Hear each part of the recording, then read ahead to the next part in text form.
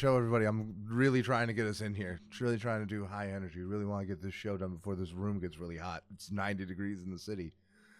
Let me help you out real quick. We're gonna hit him with the where'd it go? Oh, here comes the sound, bro. There we go. There Yeah. it is. The only time I haven't wanted to fucking strangle you for doing that. I feel like the radio announcer and Do the Right Thing. It's 90 degrees out. We're out here. Like, oh my god, how's everyone doing? Big week. Big week. Big week. This has been so much going on. Classics summer is going. That's what I'm calling it.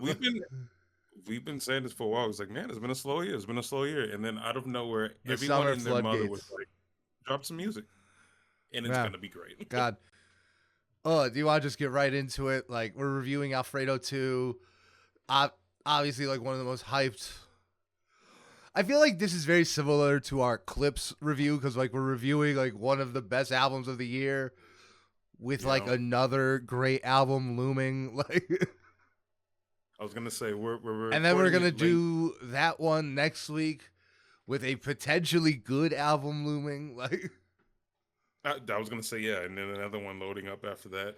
Yeah, it's then we been have a lot going on. Conway, and we have Chance technically. Yeah, that's what I meant by potentially good. Is Chance. So I feel like Chance, like, he's by far less of a sure thing as Jid. Yeah, but if it does hit, if it hits though, it's going to hit. I'm gonna be in danger. Like, it is gonna hit in a way. Danger. Like, do I think it's gonna be better than Jid or Freddie? No, it's gonna be able to hit in a way that those two can't, though. Hopefully. Yeah, like if it's good. Yes, if it's good. I guess we should say we're recording on a Friday. We're recording a day late, so all the albums that I'm about to talk about, or at least I've listened to all the albums. The most important one, I think everyone's listened to. Jasper, have you listened to Jid? I've gotten a third of the way through it today. I was unfortunately actually busier than I hoped I would be. I got through 2.5 times because I also listened to Alfredo, which I've listened to every day this week. Like, and last. I've listened to Alfredo a lot. But yeah, I'll just jump right into the album then since we're talking about it. Jid did drop God Does Like Ugly. It's phenomenal. We made it. I don't think anyone's surprised, to be honest. But no, I'm excited. I've listened to it once last night. It was a doozy. The surprise features hit. Highly recommend. Very surprise features. Yes, and it's a worth ton it. of features too. Yeah, more than I expected, to be honest. But it came together. There's only one. There's only one I was disappointed in. Disappointed in? Yeah. Should we wait till next week? Yeah, we can wait till next week. I don't really. The Killer Mike one. Okay, yeah. Yeah, he doesn't have like a full verse. Not to spoil it, Jasper. I'm sorry, but like, it's okay. So Jasper's like, I don't care. I am whelmed so far. I really liked Malice's verse. That's like the highlight. No, Community is a high point on the album. I will say that. Yeah. I think. We'll get to it next week. Oh my god, I'm sorry. Jasper came up with these really cool concepts for episodes that I really want to do, but like we keep pushing. People are just dropping, dude, and I'm sorry. It's like back to back to back. Yeah. It's like, can y'all not? I want to talk shit about people who put out music that is culturally inappropriate.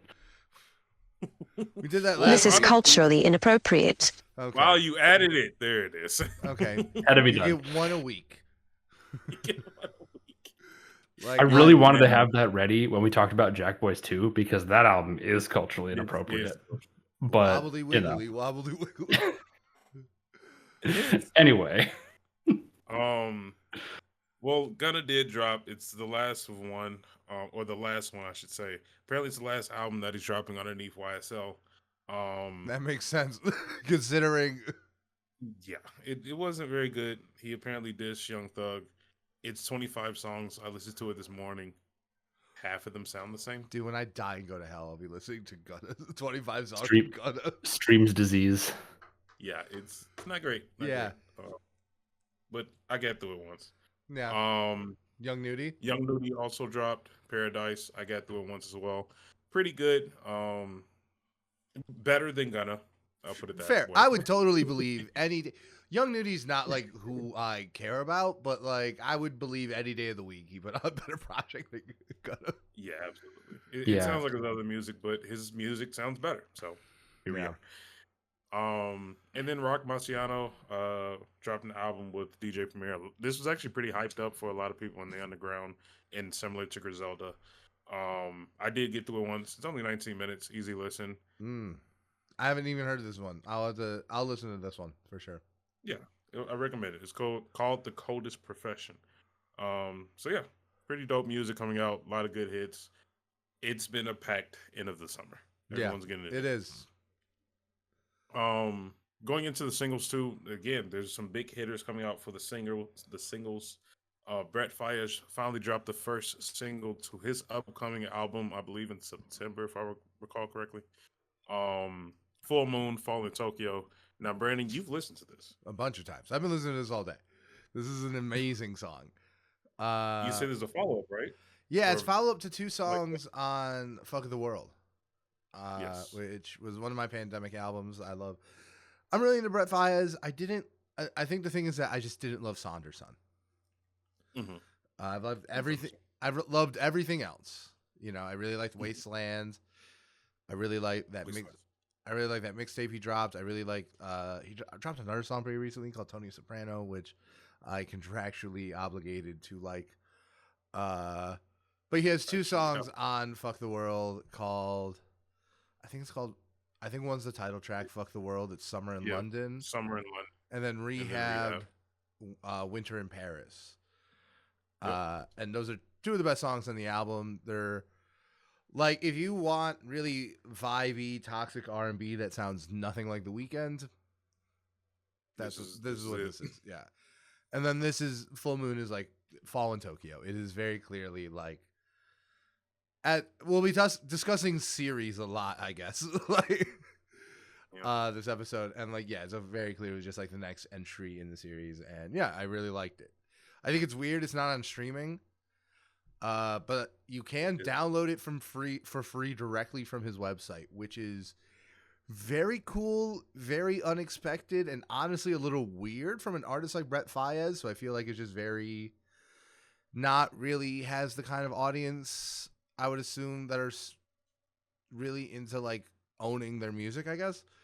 But maybe I'm making assumptions. I don't know. Like, no, I think it's pretty accurate. And even him as an artist, he hasn't really been very vocal about that side of the industry, I would say. Yeah. So I don't know, maybe. Some other stuff coming out in a similar fashion. Mick Jenkins, a lot of his singles that he's been dropping. Yeah, I was into these too. Yeah, very good. They haven't been on what they call like DSPs or whatever, Spotify, Apple Music, etc. I think he has like 2 or 3. One is with Smino, one's with Absol. There's a whole bunch of singles coming out. Yeah, it was like a little 2-song EP he put out. Not EP, but like it's like a single where it's just like 2 songs. And like one was one was the one with Smino, and one was the one with Absol. Yeah. And they've been killing it, honestly. I don't know if you guys heard about the concerts he's been doing. Well, like not concerts, but listening experiences where it's literally like 5 to 10 people come in and listen to unreleased music. Some dope stuff. I like the theme around it. Some other stuff going on. I'm sure Isaac will be excited. Bryson Tiller is back. I don't get it. He dropped No Sharing last night. I have not listened to it, but I know this is the leading single to his double album coming up. I'll listen to it. It is what it is. We just talked about Brett Fires. He doesn't compare, in my opinion. So. Yeah, no, it's fine.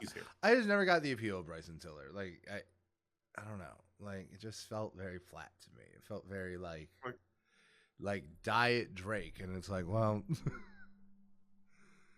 Drake's already a diet drink. So it's like like Drake is already diet. Washed down. I'll put that. Yeah, watered down. Watered down. Yeah. Yes.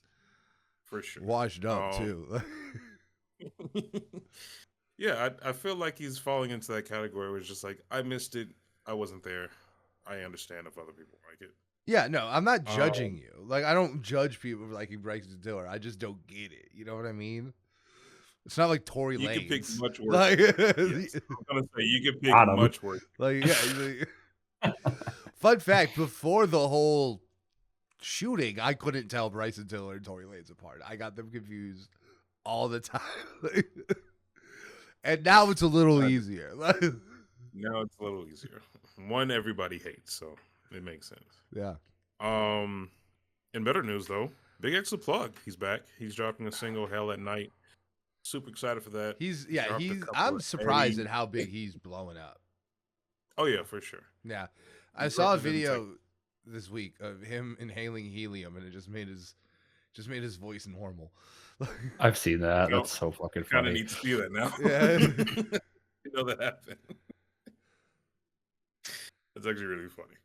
And then unfortunately, with the song called "Nobody's Safe," Logic is dropping a song called "Nobody's Safe." So he just nobody is safe from hearing music by Logic. Unfortunately, no one. Unfortunately, I saw a meme today that was like, "Jid is just Black Logic," and I'm like, ah.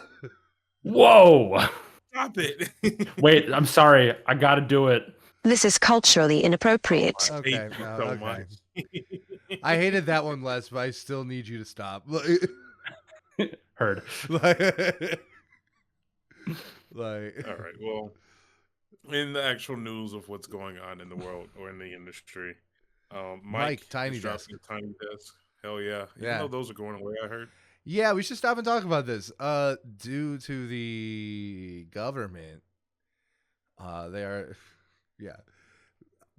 big fans of that on this show. Notorious fans of the government. So I did look more into this. Bad about the government. No, Tiny Desk itself is not currently actually going away. It was rumored, but funding has been cut and PBS is shutting down. NPR is still around, but yeah, it's at risk. Like, yeah, this is the type of stuff that, like, I think that's what I've been seeing about Tiny Desk is that like Tiny Desk is at risk because it's like, yeah, like first off, I think PBS is a massive loss. Like it is. Yeah, dude. Crazy, I love public broadcasting. I think it's super important, and it's insane. And yeah, Tiny Desk is absolutely at risk. And I would even say at risk of like, when you see how other media is kind of panning out in the last couple months in some really scary ways, I think like Tiny Desk is kind of like morally at risk too. Definitely. Like would they platform someone like I don't know, like a Run the Jewels right now? Like someone, it's over when we get Tom McDonald on Tiny Desk. I don't think that'll ever happen. No, it won't. But I definitely think that they will avoid putting on artists who may do something that makes them more likely to get defunded. Yeah. And it's like, oh, their funding shouldn't be at risk, so that doesn't matter. But it's like, it's part of living in a fascist hellscape. Like, I was gonna say PBS going away, it just means knowledge is power, and he's gonna do anything he can to. Yeah, dude. They're gonna make books illegal soon. We're in 1984. Electrolytes. It's what plants crave. I don't know if it's accurate, but like somebody was talking about, there's a satellite that they're trying to take down now. Yep. I don't even want to. I don't know.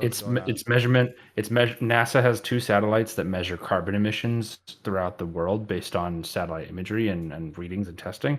And the Trump administration is pressuring NASA to basically decommission this program because they don't want information about it. So NASA is looking for private companies to potentially take over the collection of carbon emissions data. Yeah, they take the satellites almost off their certainly hands. not going to work. Like, yeah, for global warming in Jesus Christ, I can't talk. Agriculture everywhere. So like, why would we do this? Yeah, well, I don't know, dude. It just, the world's fucking insane right now. Like, it's one of like the idioms I've always tried to like remember in life is like the idea that like every generation has thought the world is ending. Like going back to like ancient Greece. But it's like, nah, more of the world's on fire right now though. Like, the fact that they were saying that before without internet or exposure to things, and now we can see everything and still saying it might be an issue. Yeah, no, I agree. And it's like, I don't know, man. Like, it also turns out that knowledge is a prison, and like, you know, like knowing all these things, I feel like does like incapacitate people. Like, but I don't know, man. But we should move on. We should talk about this Alfredo 2 tour. All the tours are being announced with all this music. Hate this. Like, my pockets hate this, if anything. Alfredo 2 tour has been announced. It has already been upgraded from the Rivera. I thought it was the Salt Shed. I could be wrong. I don't know, but it's at the Aragon now. So it's sold out. It needed a bigger venue. It's at the Aragon Ballroom now. Shout out to that. Love that. Yeah. I will probably be there. I'm a try. Yeah. Also Doechii has announced a tour after Lala, which we're talking about. She has limited stops, I would say. Not as many stops. Yeah. But she's up here. Yeah, no, insane that she's announcing and starting her tour here. That is nuts for a Florida rapper from a California label. Yeah. But pretty sick though. I will almost certainly be at this. I was at Doechii at Lala and it blew my fucking mind. At the same time, like if it's because Doechii is extremely popular, like this shit's gonna be expensive. Although with the way tickets are going right now, like the Clips and Turnstile tickets I've been looking at have been cratering. Oh, that's good then. Like, I mean, Turnstile in like a week went from like $120 a ticket to $150 for 2. Wow, that's good actually. Yeah. So wait till the night of and snap them up, right? That's what I'm thinking. I might literally just wait until like the paycheck before and like just grab them. But and I'm gonna see if the same thing happens with Doechii. But I'm also gonna do the same thing for Clips. I was gonna say, but I'm doing that for several concerts. Yeah, and you know, I'm not gonna lose any sleep if I'm not there because I just saw her at Lollapalooza and I'm willing to bet those performances are gonna be similar. But like, I'm also not the one spending the money to see her, so it's like, if you're there, you're there. If you're not, yeah, it's like, and I know Rachel is, you know, biggest Doechii fan in the fucking world. Been with her since Yucky Blucky Fruitcake. We're gonna be there. She is not gonna miss this show because all of her friends are going. Jeff is going. Jeff is going. I don't think he bought his ticket yet, but he is like, it is a when, not an if. He's like, I know he was really, really into the Lala performance, which no, the performance was insane. Even from the stream, like Vanessa didn't know anything about Doechii, and we like sat down and watched the whole thing. And by the end, like we were clapping in our own homes at the performance. It was nuts. It was. Do we just want to? It was Lala weekend. We should probably talk about Lala weekend. I don't know if this is a hot take.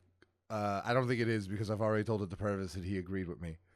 But I do think the thing I have come to appreciate the most about Lala is how easy it is to follow if you're not there. Mm-hmm. I think if there is one thing that it does better than any other music festival is that like it's just, you know, and like Coachella does it too, but not, in my opinion, not as good. You know, and like given that, I mean, Hulu's not going to exist next year, so who knows? But like, is that true? Yeah, they're shutting down Hulu for Disney Plus. But the thing is that like Hulu had like so I was only there Friday and Saturday. We went for Doechii and ASAP Rocky, and we saw a bunch of other people too. You mean Saturday and Sunday? Yeah. So I wasn't there Thursday or Friday, but when I was there, Hulu had like a much bigger presence at the festival, which just leads me to think it's probably going to get better and better and better. And it's like, you know, I think they're probably going to get to the point where most of the sets are streamed, which, you know, they're already doing it with like the biggest, most in-demand artists. Like if Doechii and Sabrina Carpenter are streamed, pretty much everyone is. Every closer was streamed, except for ASAP Rocky. They cut it off for some reason. But yeah, and they were going to stream them. It was just like, you know, and there was some weird sloppiness with the festival on Sunday because they switched ASAP Rocky and Sabrina's times. That track actually. Yeah, and so like ASAP started at 8:45. Like you could see it start, and then it stopped, and then it started again exactly at 9:00. Oh, and apparently they changed it on the app like around 8:00. because like ASAP was supposed to start at 8:45 and Sabrina was supposed to start at 9, but then they changed it because I think because of the Earth, Wind, and Fire thing. They wanted to give her more time because she got that to happen. That's dope, though. Yeah.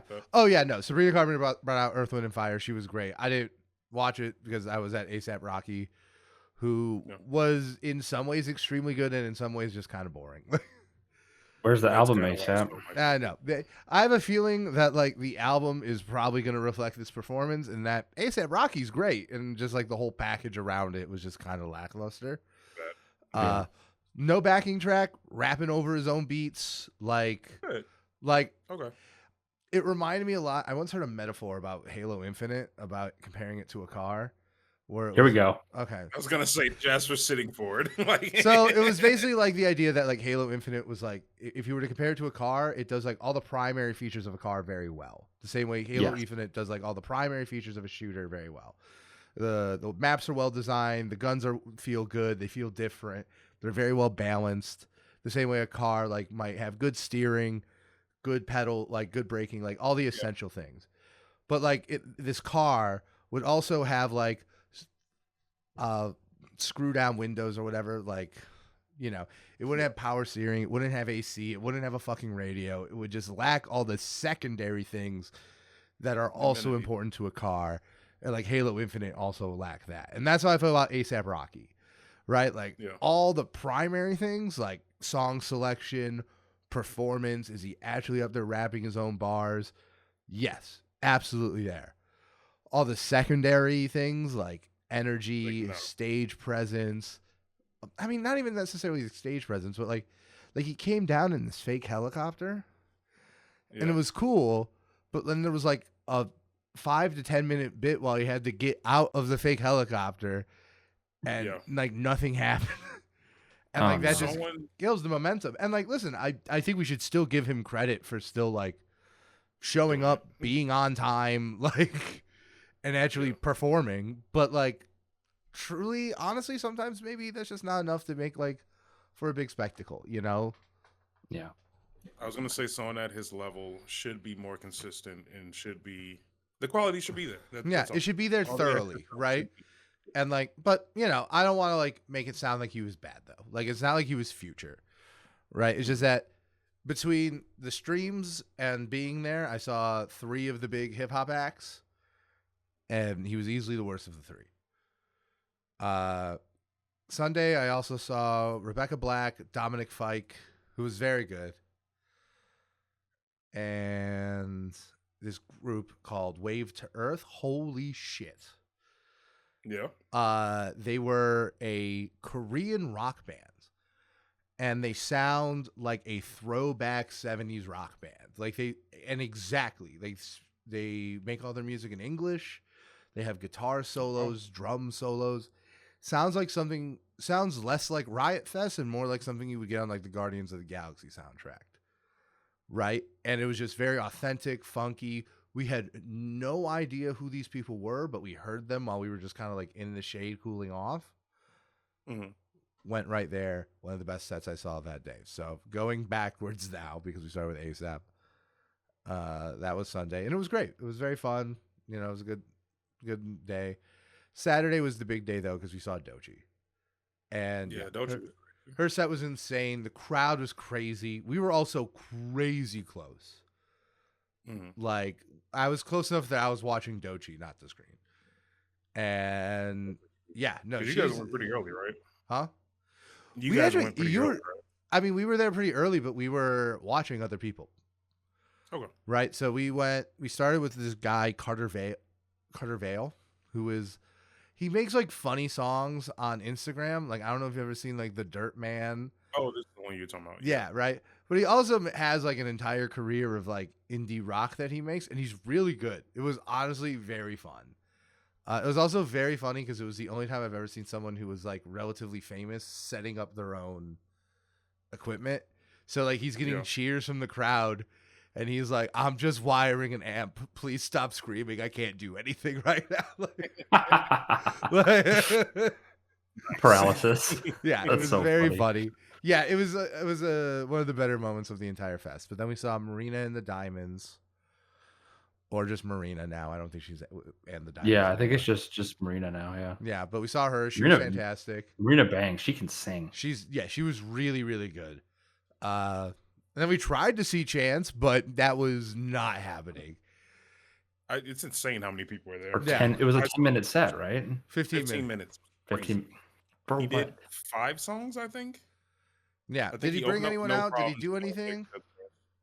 I mean, he didn't actually bring anybody out. His brother came out for like a second and like dapped him up, but he wasn't performing. I was hoping. I was trying to go because I felt like Smino would be there, but No, actually, Smino actually ended up being at another festival that day because like interesting. you had mentioned it, and I tried to see look at his Instagram, and it kind of looked like he was like on a cart, like a festival setting, but I think it was an entirely different thing. oh yeah. He did 2 songs off of Coloring Book. He did No Problems and whatever is the second biggest song. And then he did 2 songs off of Acid Rap, Good Ass Intro and something else. And then he did a new song, or he previewed a new song. I don't think it was the entire thing, but like he went on this whole thing about like how Chicago is known for mashing. We invented mashing, or moshing, I should say. We invented like moshing in our group, and he started it and then stopped it and was like, "It's not enough energy," and then started back up. It sounded good actually, but again, you know how I feel. Did he do Angels off of 3? Maybe. Was it Angels or was it like, I mean, Summer Friends is popular. What else? Was it mixtape? I honestly can't All remember. Night. All Night is popular. All He Night. did It might that have one. been All Night. It might have been Like All the Night. hip house one? Yeah, we saw him do that at the 10-year. That's like the song from Coloring Book that he started like the Coloring Book section with, I think. Yes. Yeah. No, I it's. think it was. I like that song. It reminds me of Clark Street. But It was dope. It was cool. yeah. So yeah, I did not see that. We instead decided to just like buckle down, and because Doechii and Marina were back to back on the stage, and there was like an hour between them, and they just did not have an audience that overlapped that much. So That checks out. by the time we got, like, Marina was still playing when we got back from Chance, and when she was done, like, we walked up. It was very easy to get that close, and it was phenomenal. She brought out JT from the City Girls. We did a lot, dude. It was a full. She did a whole set. I have a theory about like the meaning behind like the whole Doechii School of Hip Hop thing and like the whole set list and everything. But it's very silly, so maybe I'll bring it up later. But yeah, but it was fantastic. A lot of her songs that the song that she has with JT, Alter Ego, that song, like Rachel listens to it. It never really did anything for me. In the festival setting, it went. Yeah, it hit. Yeah, it was so good, and like I got permission to tell this story on the podcast. On the way out, the crowd was just like very chaotic. It was just not moving. Okay. And at a certain point, Rachel had a breakdown. Like she just started crying. She just couldn't handle the crowd. Right. And luckily we were around a lot of friendly people who just helped her. We got her water, and the crowd dissipated very quick. Like after about 5 minutes, we just kind of hunkered down. 5 minutes, the crowd dissipated. We were able to walk off. And as we got her away, she was totally fine. And she just says, "Worth it." I had the exact same experience at Hosier with who I was at Hosier with. Yeah. Exactly And like that happens. That happens. People on this podcast, it's happened to. Like it's like crowds could be relentless.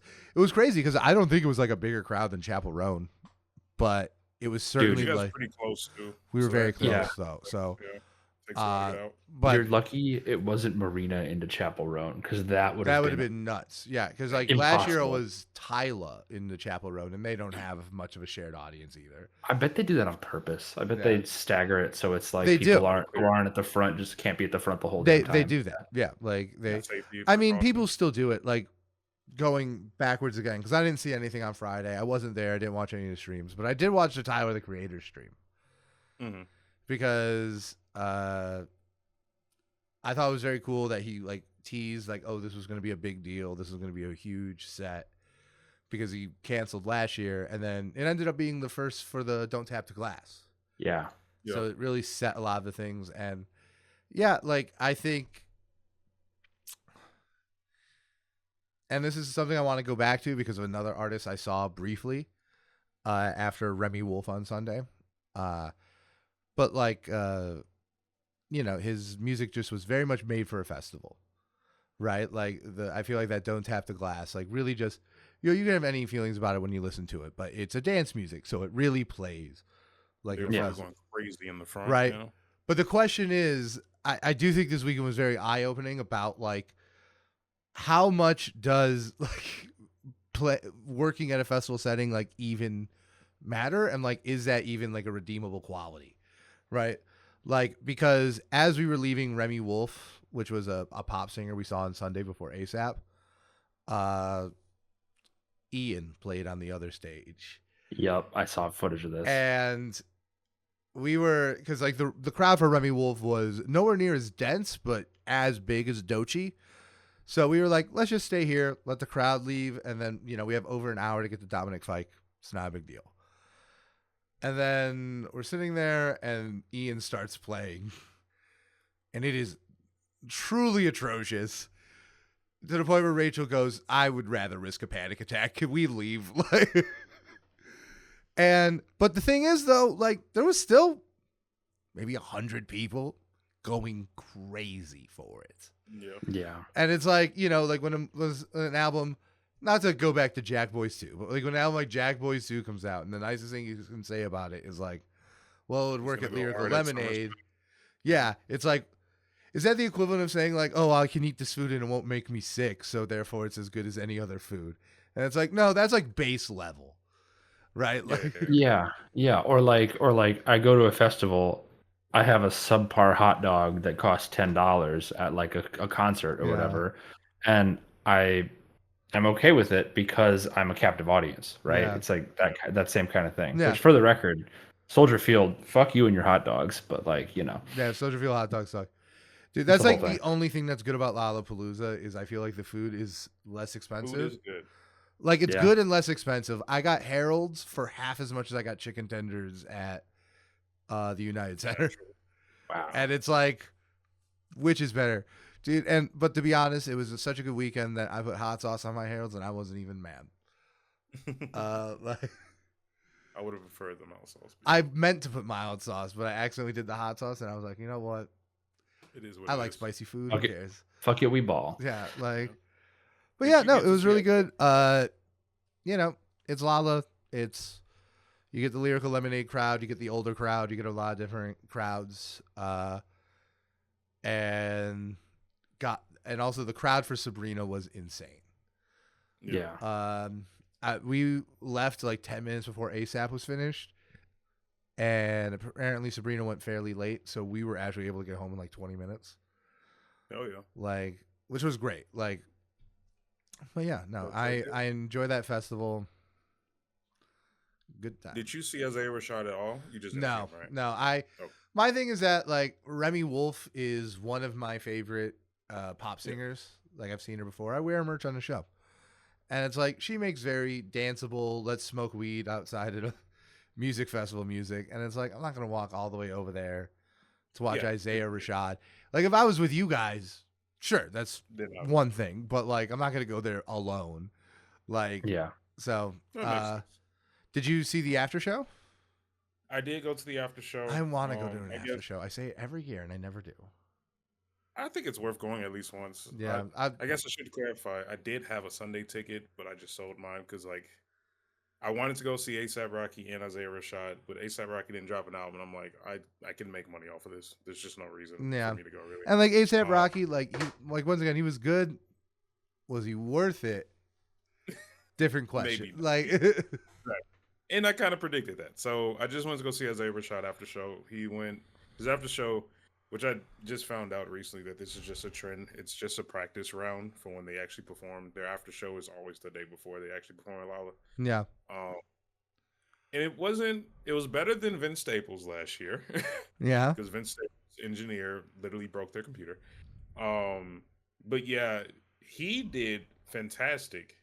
But like it was just everything around him just wasn't clicking. I don't know if I told you guys, Top was like 5 feet in front of me. Isaac did. Yeah, he was literally sitting like 5 feet in front of me, which was insane to witness. But yeah, everything around him just was kind of failing. Like his engineer could not get the timing right. He could not get the beats right. He showed up late. The nature of Isaiah Rashad's music is kind of like chill stoner music. So seeing him like high energy in concert was weird. I'm not gonna lie. Yeah. But he did well for what it was worth. So I'm glad I went. It started at 11. We didn't get home to like. We didn't get home to like 3 because they shut down 290 completely. I think someone must have. When they do that, someone had to like have died or something. Yeah, no, but it's they completely shut it down. Yeah, no, I'll tell you, getting home after Dochi, like, because Jesus. we were gonna see JPEG, but we didn't because like Dochi was just like intense. So we were like, so we got home and like we were like showered on the couch and like had food ordered like there while you text me like I'm on my way to Isaiah, and I'm like, I'm really happy I'm home now. Like, Yeah. It was a good call. But it was a good call. And like for me, I've realized that for me, I think I like the festival setting so much because like I just love music outside. Like I grew up going to not like Lollapalooza, but like music, like smaller music festivals with my cousins a lot. And just like music outside is just like a nostalgic thing for me. So it's like it does hit differently. It does hit differently. And like, listen, I think there are tour shows that are Soldier Field for its faults is like the best of both worlds. Like, sure. But you know, but yeah, no, Lala, very good. If there is an artist you like, you should go. Should we get into Alfredo? Let's get into Alfredo. We've made it. All right, ladies and gentlemen, right now the podcast about to get real bald. Real. Start shaving my head. But yeah, about to get real bald. The one and only Freddie Gibbs, the GOAT producer, the Alchemist, they're back again for an Alfredo 2. Similar theme. Alfredo 1, I think, was off of like Italian gangster. Mafioso. Alfredo 2 is off of Japanese. Yakuza. So, look, I was sold long before it dropped. Yeah, no, it is like hard not to like just come into this and be like, yeah, I was bought and sold this. But I think this means that this is an opportunity to rise as critics, because we have to think critically about something that is just exactly what we want. This is very true. I think this is an opportunity to grow. I guess I should ask, like, I don't know if I was around or I'll say this. I wasn't tapped in when Alfredo 1 came out. Mm-hmm. I really wasn't. I had to go back and experience it, and obviously loved it. It didn't take much for me to be like, yeah, this is it. But it was a very different experience being able to experience Alfredo 2 like on release, because like I feel like it just holds so much, story behind it.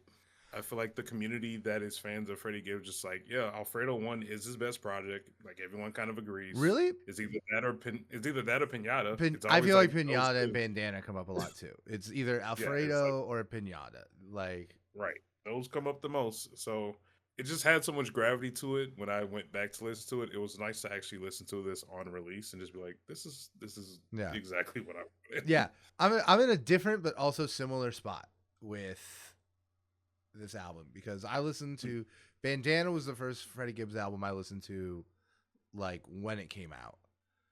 But I've been kind of aware of him for a while, and I did listen to this when it dropped because I wasn't very familiar with the Alchemist or like any of the Griselda members at this point, but I listened to it at some point in the first few days when it dropped, because for me, like, a lot of the air got taken out of the room for this album when it came out, because it came out 4 days before Run the Jewels 4.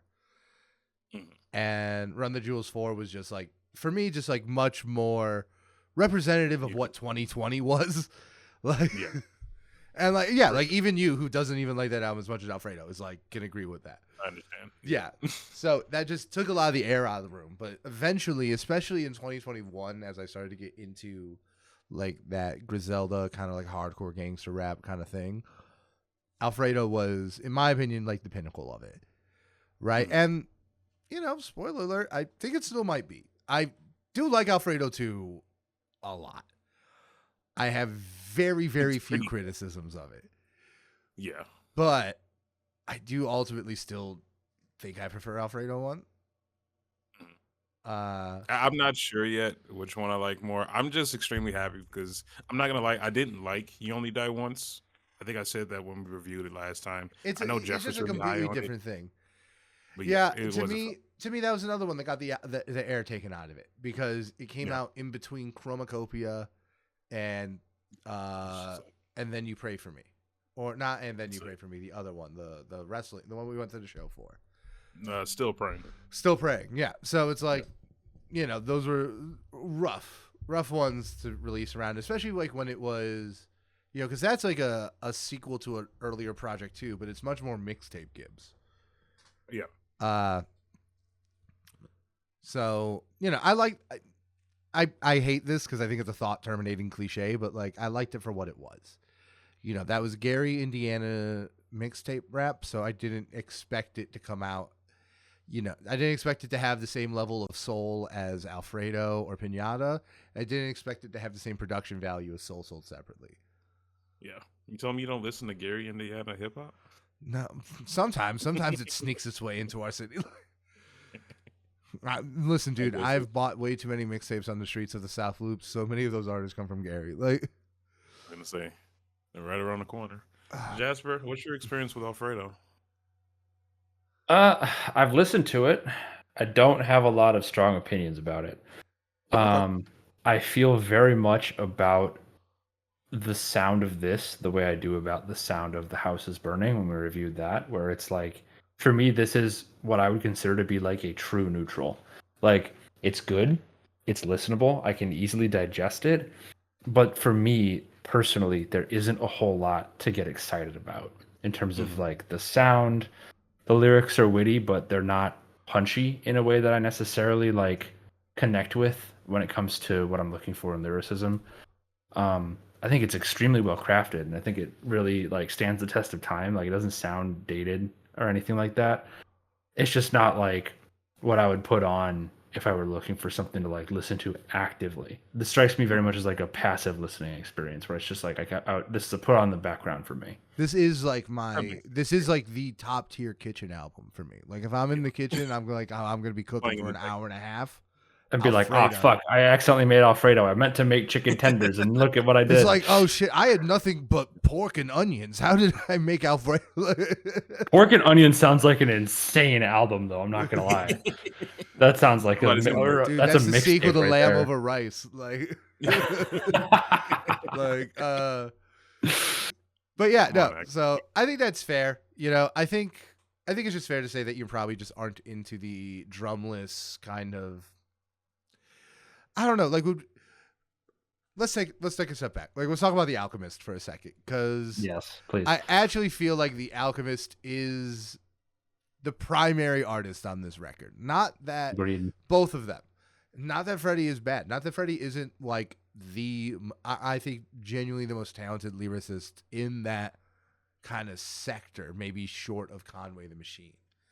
But I think this album is defined very much by the Alchemist, right? I think it's totally valid to prefer Pinata or Bandana over Alfredo, but I think Pinata and Bandana are a lot more evenly split in terms of like the influence you feel from Freddie and Madlib, right? Whereas like Alfredo, I feel like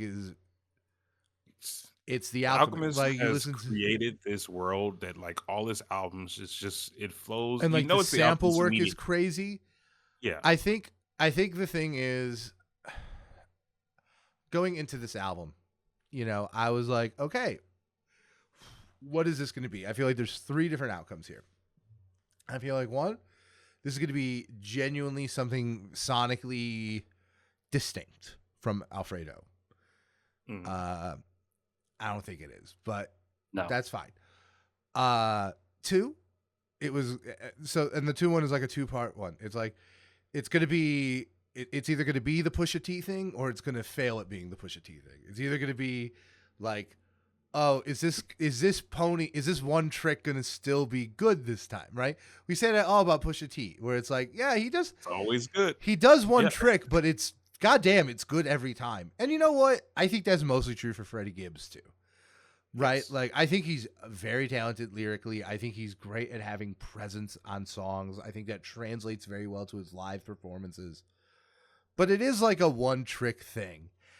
And I feel like Freddie has very successfessly like realized that he needs to be collaborating with a lot of different sounds to keep his stuff dynamic. And he does that very well. That is the thing Freddie Gibbs is very good at. He's got a project with K-Tronada coming out. Yeah, exactly. Right. Like he knows that sonic diversity, he knows that his lyrics are maybe a little bit repetitive. So sonic diversity is where he's going to get his money out of. And I completely agree with that. I think that's smart. And like, I do think that this album is different than Alfredo 1. Like, Yes.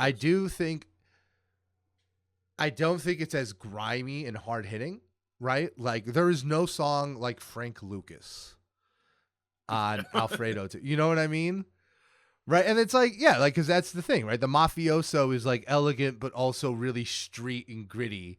And like the Yakuza is like more serene and everything, which I think this album does kind of execute very well. Like of kind of like, it's the same style, but it is a slightly different vibe. And that brings me to my biggest and silliest complaint about this project. Okay. And that is that I don't like the title. You don't like the title? Okay. I think this should have been called Ramen. Like, Yeah, I actually do agree with I- that. I agree. I totally okay with this being a series, right? Like, Mhm. I also think the fact that it's a series also puts the expectation of like, oh, this is going to be similar stylistically.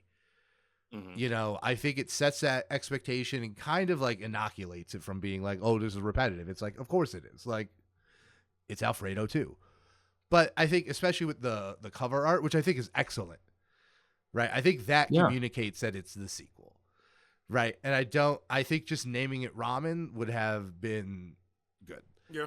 right? I support that. But yeah, and I think it ladders up to that slightly more Japanese aesthetic very well without, in my opinion, using sometimes like when producers use like other cultures' music, I think it can come across very cringy. I don't think there's Yeah. a single moment of that on this album. No tropes. No tropes, no anything. You know, it is just like, it feels like, whereas Alfredo 1 was like thoughtful gangster shit and then like grimy street rap, this is like thoughtful gangster shit and like introspection, right? Mhm. And grabbing academics' titties. Yeah. Yeah, exactly. Yes. And like, you know, I think there's also a great time to point out that like introspection does not also mean better. Like, Correct. because yes. I think my other issue with this is because it's like, it basically just is another Alfredo album with like a slightly different vibe, and it's 14 songs long. And I would have simply removed 2 songs. Okay. Which ones? I would have removed Feeling, featuring Leonard Okay. Eugene Hendricks III. Gotta put the whole government name on the podcast. I have it up on Wikipedia so I can remember everything, and it just says that, and I'm like, that's the most insane name ever. Like, yeah. So but it talk does us- like but Larry June does make sense, like when you're looking at it. Like, talk us Yeah. through this because I don't know anything about this. oh, I'm not a fan of Larry June. Like, he is, in my opinion, like, I probably hear like what you hear with all of this kind of like artsy Griselda. gangster shit, we probably hear from Larry June. It's just repetitive and boring. Like, Okay. and like the thing is that like Larry June, in my opinion, like Freddie Gibbs talks about gangster shit, and that's what makes it entertaining. Larry June Sure. talks like a fucking accountant. Like, you know what I mean? Like, Go buy some properties. Get your bread up. Like, Yeah. Oh, is he one of those? Yeah, he's one of those. He is. Who was it who did the whole fucking save money thing? Who was That was Vic Mensa and Chance. That was fuck that stupid shit. No, Save Money was cool because Save Money was about mutual aid. Like it wasn't right. However, it was a completely different thing. It just had money in the title. This is like This is like hustle culture. Like this is Gary V raps. Like this is Ashton Hill. Like wake up at 5 p.m. Make a video about rub a banana peel on your face. And that's what it is. Okay. No, and I heard one of my people I would really love to get on this show for an interview, and I feel like we could if we were not aggressive, but like assertive about it. She described it, the Cooking for the Culture channel. I'm a big fan of it. Oh yeah. She described, I listened to her short where she reviewed Alfredo, and she described Feeling, the song with Larry June. She's like, halfway through it turns into auditory NyQuil, and I'm like, yeah, that's true. Like for me, as someone who does really, really like this sound, I think Feeling gets too much. It's too slow. The other one is Lavish Habits. I like the beat. I like the beat a lot. Okay. I think it's sandwiched in between two highlights, and I just think the song would be better without it, right? Or not the song, the album would be better without it. I also think it's a little bit repetitive. Lavish Habits is like, it's like how many songs we need about you fucking dude. Like it's, and I do think like this album maybe has like the most minor treatable case of streaming disease ever because it just feels a little bit bloated, right? I also didn't love I Still Love Her. But you didn't like that? I didn't love it. Okay. Right? I think it came across slightly corny, and there's just I wouldn't take it off the album. Like right now where I'm talking like, oh, I think we should remove these things for like clarity. I would not remove I Still Love Her. Yeah. Right? I totally think that song could work between Skinny Suge 2 and Shangri-La. But it's like it is, in my opinion, it is not as good as either of those songs. For me, like the thing I was mainly focused on, because like you said, I think a lot of the content of albums like this lyrically is just something that I don't bounce off of it, but I hit my limit of like saturation quickly. Where when you're saying the same shit over and over again, I tune it out and I focus on production. This is a good album for that, though. Like I would say that definitely crazy. Like I would cut based on production feel for me, like I would cut I Still Love Her. I think of all the tracks on here, it's easily the most generic in terms of like the way like the beat and the hook and everything else. I know what you're saying about level. Like yeah. I know what you're saying about Lavish Habits, but that guitar hook I love that. Nice. It's nice and smooth. Yeah, Lavish Habits does have a great production. I will and that beat switch at the end is nice. Beat switches at the yes. And I think another thing, and I think this is a criticism you can have of Alfredo 1 to a certain degree, is that, like, you know, it is, like, kind of hard to, like, especially, like, when you're just listening to it as an album, it's kind of hard to perceive when songs start and end. Totally. You know? And, like, I like that to a certain degree. Like, you know, this is nowhere near as extreme as, like, Run the Jewels 4. But, like, I think Run the Jewels 4, in my opinion, is also much more sonically dynamic, which is fine. I want this to sound like an Alchemist project. I want like the slow soul samples and the loops and the he's gonna find some crazy stuff, right? I want all that, right? So, and I think musically it comes together very well. Like I think another thing is I think like Pusha T, what Freddie Gibbs gets is that like it's about music. It's not about like the crazy lyrical tricks. It's about putting together a good song. And I don't think that is more evident than on Ensalada. Man. Yeah. Where it's like, or even like, I think Mar-a-Lago is like that. I think Shangri-La, I think Gas Station Sushi, Gold Feet, 1,000 Mountains, right? Like I can be hard, especially as someone who's not like a musician and someone who's not talking to musicians, right? It can be hard to like delineate between like lyricism and like rapping and like songwriting. I think there's some very strong songwriting here. Yeah, that's fair. Yeah. That's totally fair. Empanadas is another one that, I think absolutely has like some excellent songwriting. But yeah, so that's more or less my thing. I don't have a whole lot more to say about it besides that. Is that like, I think that it just is a little bit too long. I think, and I think I missed I wish there was a song like Frank Lucas on here. Okay, some more grimy. Right. I wish there was one song that was just like grimy and in your face. I get why there's not. Like, I get why, this doesn't have a Frank Lucas the same way Alfredo 1 doesn't have 1,000 Mountains. Right? Like that, I get that and I appreciate that. It's very similar to, I think, the Run the Jewels albums where they're like, they're a very similar style, but they are different when you break them down. Enough. Yeah, they're distinct enough.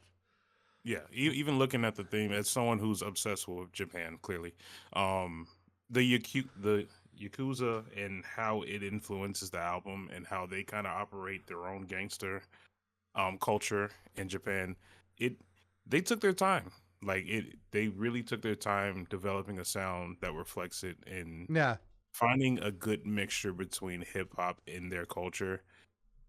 It's something that I genuinely enjoy. It was very nice to see. That's my main take on it. I love it. This is, like Jasper said, for some people, this is just background music. I will play this on repeat while I'm playing the game, and I will love every second of it. Yeah, it's also like, I agree. It's like, my thing is that I like background music. I'm like, listen, I listen to house music, which is like the definition of like, background for music. lack of a better phrase, like active background music, like music that you are engaging with, but by not actively listening to it, right? Like, because like with house music, like you're supposed to be dancing to it, right? Like that's where your mind is supposed to be. So like you are like by interacting with it, you're also not. It's confusing. I like that an album like this, an album like Alfredo 1, and like other projects. I think the Larry June 2 Chainz project from earlier this year follows this, where it's like, it just like kind of like bleeds into the background, but like every once in a while there's like man. I heard that. Like, Jewish lawyer, I had to say shalom to you. Bro, got that. Yeah, dude. Jid's verse. Man, I can't wait to talk about Jid next week. Jid was, I think another thing I did like, as it turns out, is like just like the interconnectivity between the 3 killer albums that have dropped this summer so far, between Clips, Alfredo 2, and God Does Like Ugly. I wish we would have gotten a Clips Freddie song. That would have been insane. Too evil, I would have said. I think too evil and too bald. Can you imagine the energy of 3 bald men in a studio together? 3 bald men and Pusha T is your haired man. That's insane. That's insane. That's too much. No one man should have all that power. God, throw Anthony Fantano in there. Oh God! Honestly, throw him in the studio. We've collected all of the infinity balds. Anyway, the infinity balds of the hip hop. But yeah, no, hip-hop. I love this. It also does imply that there's going to be another one. I feel. Should we go through the ideas that we have? I think, because it's like, what other gangster culture is there? I know what it should be. It should be the cartel, and it should be Sopa. No. Amish Mafia. Come on now. Amish Mafia. Can you imagine? What if it was the Jewish Mafia? I could see it. 100%. Yeah. But yeah, no. It's a bagel being dunked into like a thing of cream cheese. Yeah.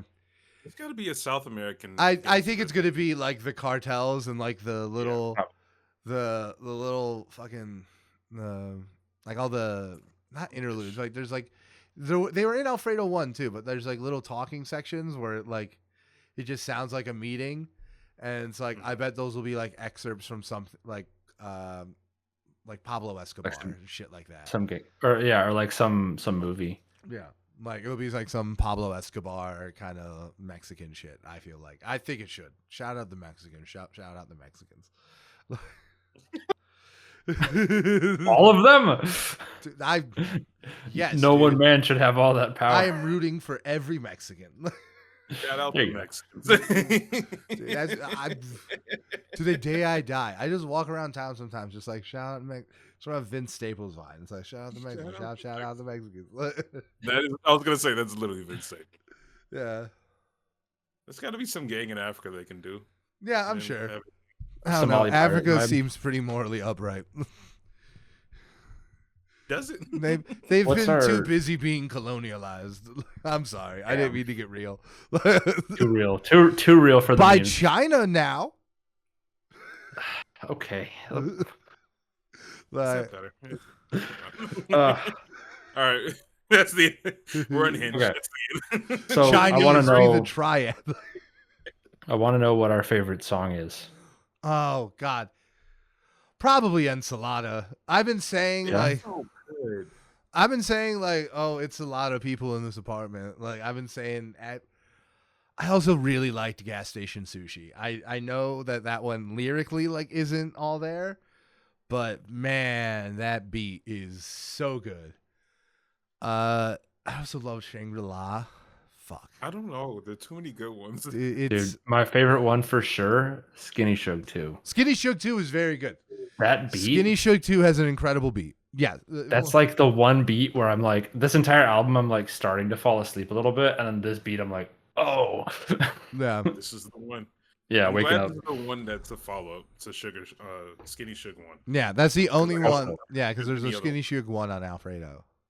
I have to tell you both about something funny that I saw that I don't think I sent to the group chat, but it What? was this reel that came across my feed of a group of guys reviewing this album, and they got to what is it, Shangri-La, where it's got that like real high pitch snare, like it's like a clicking sound almost, Yeah. and they're just sitting there listening to it, and they're all vibing like this, and one of them goes, "That's just the sound of like if I got hit in the dick with a wine cork."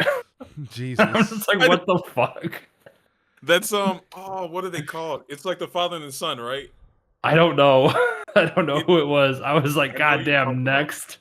There's a Swipe. YouTube channel. There's this like kid who's super into music, and his dad used to play music, and so he shows him all the new hip hop music now. I know exactly what clip you're talking about. Just like this beat, like you hit my dick, So and silly. the kid's just like, what? Yeah, I think that's the one. Yeah. Oh I man, think it's like what a turning the tables or something. Yeah. what a funny album. Like, I don't It's a know. great Some of the stuff on here is really outlandish. Beats are relatively solid for me. Like, it's fun. Yeah. Purvis, you got to pick one. If you had to pick one, what's it gonna Yeah, be? you got to pick one. It's turning the tables. That's the YouTube channel. Oh, okay. You got to pick Big one metal song, though, band. Purvis. And a whole bunch of stuff. Oh, dude. You have to. Enchilada, gold feet, lemon pepper steppers, like Lemon Pepper Steppers is insane. We've gotten a lot of Oh, songs so- about doing obscene things with church. Yes, yes, a lot of them. I never I'll be thought honest. someone would top LP from Run the Jewels 1, but I'm still. The line that runs around my head is still the "had to hide it from the church." That's the Jekyll in me. yeah. That is good. So That is a good. one. And we're gonna talk about church next week. So much JID. So little time. But yeah, do we want to give this a grade? I give it an A. I don't go A plus. I don't give it, Bert, were there any critiques you had? I mean, you brought up a good point with feeling, but like the way I consume this album is like, Yeah, have I no think you do have to, you should critique it for like what it's doing for you. And also like what it's trying to do on its own, which I feel like is what you're doing. yeah, it's great for me. I have no real complaints about the album. If they made 5 more Alfredos, I'll listen to all of them. Yeah, Like, dude, Borscht, that's gonna be crazy with the Russian mob. Oh like, no. It's like the end of 22 Jump Street where they're showing all the future covers of all the Jump Street I'm- movies that are going to come out over the next one like of the 30 best years. bits in movies in a very long So time. good. So good. I've been listening to an absurd amount of The Alchemist before this was even announced. And so this is coming out. Erykah Badu collab is coming out. The Yeah. Jid apparently collab is coming. Like, He has a Jid If collab? it's the Alchemist, I'm gonna listen to it. Yes, there's a Jid collab with the Alchemist that they've been sitting on. He also announced that he was sitting on a 15 He's a song with J. album Cole, with J. Cole. project with J. Cole. Which, like, I gotta say this though. Like, it'd be one thing if Jid and J. Cole didn't work really well together on a song, but considering that they're like Dreamville's flagship artists, the Man. lack of songs featuring both of them is obscene. It's crazy. The only reason he was on the last album was the extended deluxe where he added the last song, and it's just a speech from Cole Yeah. talking about when he met him. Yeah. No, they haven't been on. They were on Stick together, but that's like it That feels. doesn't count. That's a label song, right? Exactly. Like, that's everybody. Yeah. Yeah, exactly. I think that's totally fair, right? It's too good. They've been holding back. Holding back. All right. Shall we move on to recommendations, my friends? For sure. I didn't give a grade yet. Oh, give your grade, Oh, yeah. Jasper. I'm so sorry. It's a B for me. Okay. Oh, that's fine. Yeah. Honestly, You've the B avoided for me- re-education by a half grade. B for borscht. Honestly, I'm pretty For- sure that's for the higher next than one. what you gave like West Side Gun, so I'll take it. Yeah. Oh yeah, no, still mid? No, I'm good. Little man.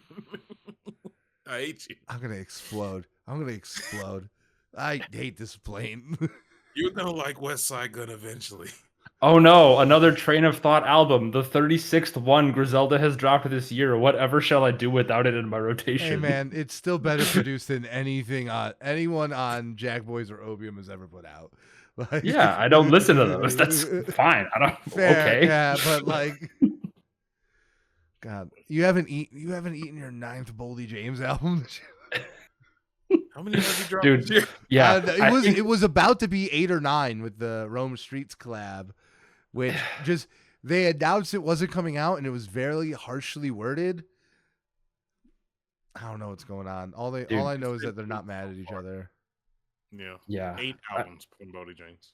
I think that whole like scattershot approach also really just like doesn't do it for me. Like the saturation, it like makes it so hard for me to like actually grab onto something and like actively listen to it and focus on it. It's just like I think my thing is so- that like, it's a completely different kind of music. It's sure. right. Like I think it's just like a more, I don't know. I feel like it's just like a more high craft version of like an NBA Youngboy.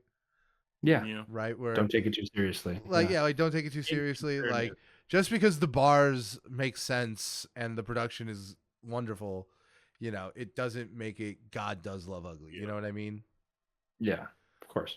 All right. And I haven't listened to all 8 of those for clarity. Yeah, no, I'm Like, I not listening to haven't all 8 of them. actually I listened to most of them, but Maybe 2 or 3. Okay, recommendations. Is anybody ready? I'm ready. Go ahead. Okay. So another rapper dropped this week or last week. Independent rapper from Chicago, out of LA now, Open Mike Eagle, who also has a comedy career. And he dropped a song and a video for this song that is one of the most unhinged things I've ever seen. And it's unhinged without being like profane or like R-rated or anything.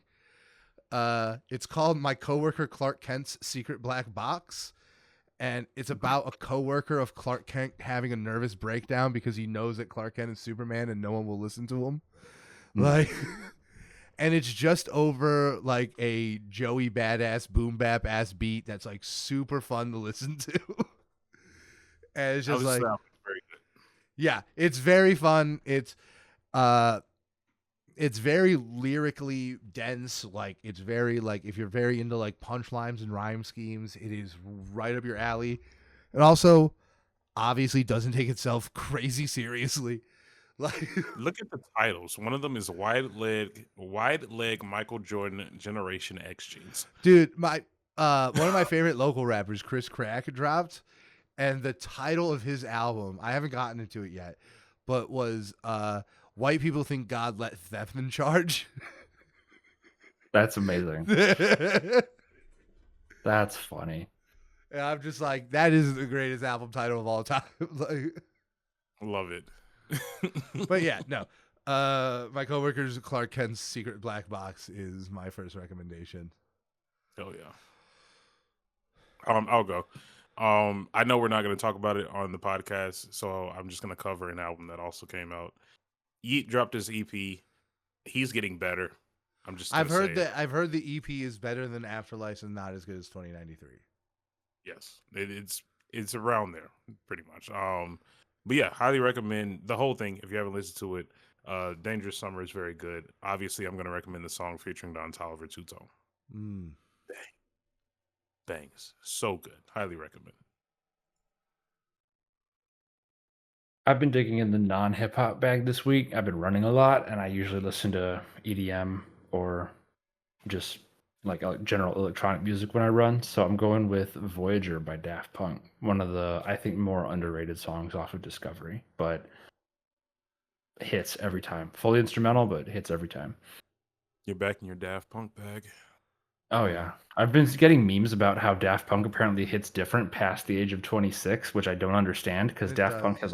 has always been hitting for me, and I feel like it's been pretty consistent, but I don't know. It hits differently. It doesn't. It's weird. It's like I feel like as you age, all music hits differently because you have to like look at the, like like the rings of a tree. It's like Yeah. the more you get that, I think that's what people are talking about. Like the more stacked memories you have on Daft Punk. That's fair. That's how I Makes feel sense, yeah. about like Day and Night. Yeah. It's like I have memories associated with that song from like wildly different times in my life. So like when I listen to that song, it's like, oh, I have to remember being an awkward kid in high school. I have to remember I listened to this song a lot like commuting to work at Havas like 2 years ago. And it was like, oh, okay, like I have those memories now.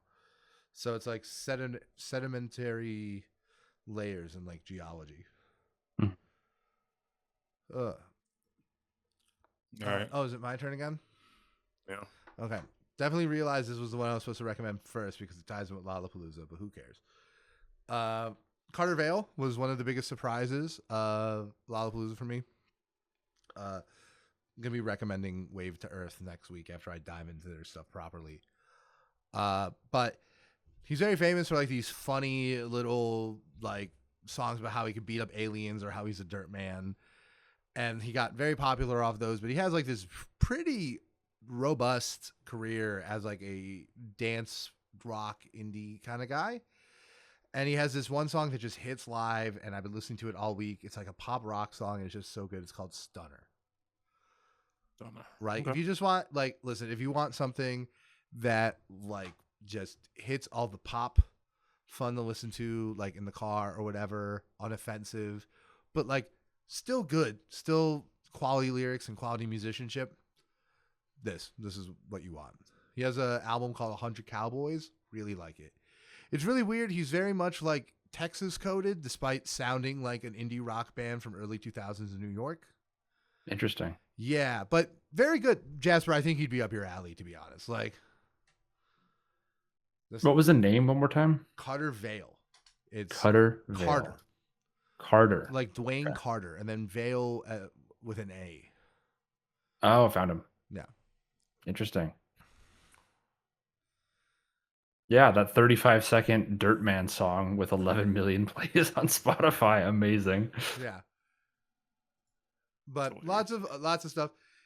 He was also just like a very refreshing person to see live because he was just, you would think someone who got famous off of TikTok would probably be the least authentic, but he was easily the most. Like That people checks were out. calling out for Dirtman after like 3 songs, and he's like, no, I have to play that at the end or you'll all leave. Like, Yeah. Facts. It's only 35 seconds. So it yeah. literally, and he only did 35 seconds. He's like, for some reason, this 35-second song is the only reason why people know me. So I'm contractually obligated by my manager to play it. Play it last. Yeah. Yeah. But I yeah, like it's just, that. it was also very cool to see someone play their first festival. Someone with Yeah. like some amount of juice, so. Oh, yeah. I'll do my second song. I feel like I always go through phases of like forgetting this artist exists and then having it be the only thing that I listen to. I'm back around on Future. I haven't listened to him Yeah. in several months. Riding Strikers, bangs. Amazing. That's all I can say. Like it's an amazing song. The beat switch hits. Highly recommend. Yeah. Send us home, God, Jasper. I'm preparing to get my new tattoo, or not new, my first tattoo, and it's like Yeah. I'm like worried because I'm not like the best person with pain, but it's like Okay. I get Dirty Sprite too, though. There you go. I can get through it. Anything is Yeah, possible if you're listening to Dirty Sprite too. Anything's possible. Just play it in the background. While you That's get what the I was tattoo. gonna say. I'm like, hey, I Yeah, know you're yeah. probably not into this, but can I play Future? Like, You wear headphones if anything. yeah, Got my first tattoo and then I freaked it. yeah. Um, Dude, I say it and then I freaked it all the time in real life. Me too. When it's wildly inappropriate to do so, when I do it anyway. My last song is going to be, it's my equivalent of Now Let's Do a Silly One. I'm going with Crunk Ain't Dead by Duke Deuce. That's Thanks. fun. Classic Deuce is fun. 2019 single. Yeah. I love Duke Deuce. He's hilarious. We talked about this song a lot. Yeah. No, this is good. That's a classic video, just the meme of him getting off the ground. Dude, so funny. I Love love it. Duke Deuce. He's hilarious. Good pick. Good pick. All right, guys. Is that? All right. Do we have one more, or are we good? That's good. pretty much it. Just, right, you know. Like, subscribe. Yeah. Tell us we suck. Tell us we're right. Tell us Freddie Gibbs is bad because he's bald. Tell us he's good because he's bald. Who cares? Remember, you may like Alfredo, but real G's move in silence like lasagna. that All right. you're not allowed to come on next week. You got to take a week off. Where's Jeff? Yeah, where's Jeff? Where's the better white boy? You have Bring no me the idea how Jeff. often we say that about Jeff.